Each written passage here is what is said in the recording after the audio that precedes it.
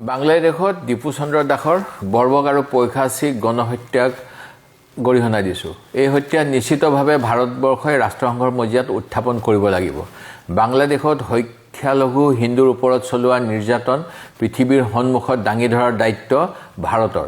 কেন্দ্ৰৰ বিজেপি চৰকাৰে তেওঁলোকৰ কাৰ্যভাৰৰ সময়ত ভাৰতক কূটনৈতিকভাৱে বিশ্বগুৰু হিচাপে স্থাপন কৰা বুলি প্ৰায়ে দোহাৰি থাকে। আমি যে সঁচাকৈ বিশ্বগুৰু সেয়া এতিয়া প্ৰমাণ কৰিবৰ সময় হ'ল। বাংলাদেশে আমেৰিকা যুক্তৰাষ্ট্ৰ, চীন, ইটালী, সংযুক্ত আৰৱ, ব্ৰিটেইন আদি বিভিন্ন দেশৰ লগত প্ৰধানতঃ বাণিজ্য সম্পৰ্ক কৰি আছে।